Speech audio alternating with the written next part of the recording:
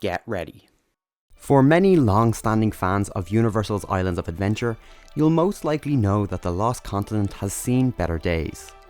This particular land was once a cornerstone of the park, but now it's just a shell of its former self. If you visited IOA during its early years, you will most likely recall this land quite fondly. These days though, it acts more like a pathway to bring guests to the ever-popular Hogsmeade, part of the wizarding world of Harry Potter. This decline has led to swirling rumours every year about what could possibly replace the Lost Continent. Of course, while nothing is confirmed, the change seems quite imminent. We'll provide you with 4 concepts that we think could fit this park particularly well. If you enjoy these types of videos, make sure to subscribe to our channel as we have plenty more to come, and give this one a like, and we really appreciate it. But before we look at the decline, we need to see the rise. Let's take a quick whistle-stop tour of the history of the Lost Continent. Get ready. The history. As of the park's official opening in May 1999, the Lost Continent at Islands of Adventure was the only land with proper attractions not themed to a specific piece of intellectual property. While many lands stood out for its signature rides, such as Jurassic Park River Adventure or The Amazing Adventures of Spider-Man, the Lost Continent did not have its own brand name. This is interesting to note, as Universal parks up to this point were almost always about encapsulating the movies. The Lost Continent, on the other hand, took a general approach to a mythical themed land. This was fully utilised in the land's attractions, such as Dueling Dragons and the Flying Unicorn. For many, the Lost Continent was emblematic of what Universal were trying to achieve with their new adventurous park. Of course, as is the case in the industry, the appeal of intellectual property has proven too strong to keep the land intact. The introduction of Harry Potter into the Universal parks was a momentous occasion for theme park fans, but this came with quite a bit of a casualty. Much of the land that made up the Lost Continent was repurposed for Hogsmeade. Not only that, but 2 of its attractions were rethemed to fit the new Harry Potter theme. In the present day, only 2 attractions are listed as part of this land, one being a talking fountain, and the last, an amazing attraction that we would hate to see the end of. Poseidon's Fury is a classic walkthrough type show that harkens back to the classic days of Universal parks. The attraction was closed for most of the 2021 season, and its future seemed quite unclear. This very well could have been an indicator of things to come, but what could replace the land around it? Hogsmeade Expansion. With Harry Potter in the current 2 parks and the inclusion of a Ministry of Magic attraction going into Epic Universe, this seems pretty obvious. We wouldn't be surprised to see an expansion of Harry Potter in Islands of Adventure.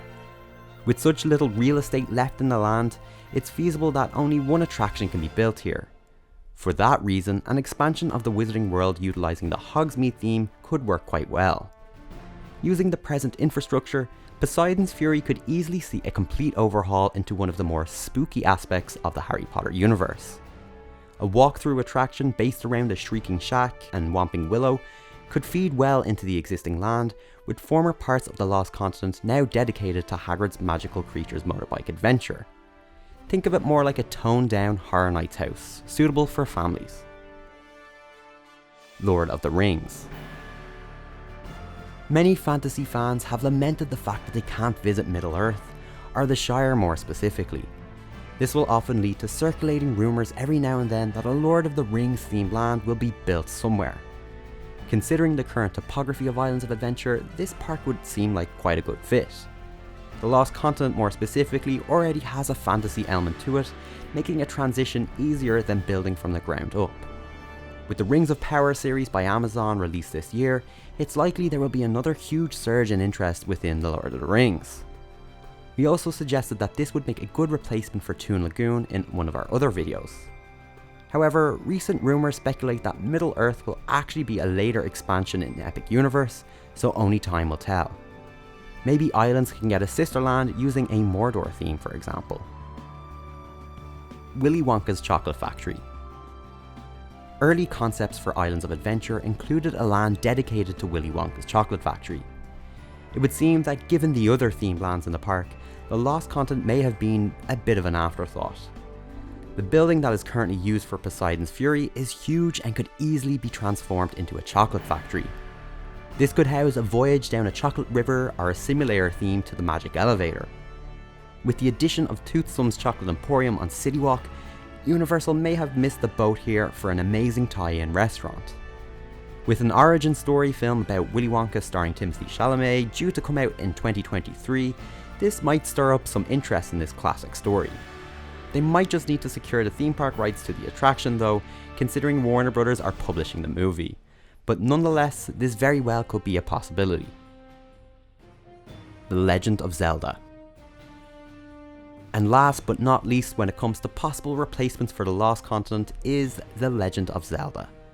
Out of all the possibilities, this one seems like the most sure, with rumours spiralling for years now.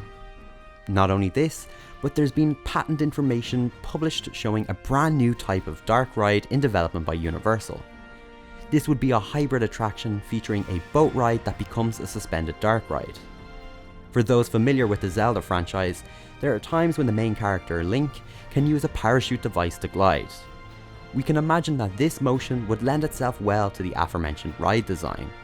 We already know that Universal will be including a Nintendo themed land to Epic Universe, so the addition of Nintendo elsewhere is definitely a possibility. We will just have to wait and see if it will be in this park. If you enjoyed this video, why not check out what we think could replace Toon Lagoon at this same park, which will be on screen now. These are just a few suggestions as to what could replace the Lost Continent, and we're sure you have some ideas too. So leave a comment down below and let us know what you think you would like to see occupy this space. And now you're ready.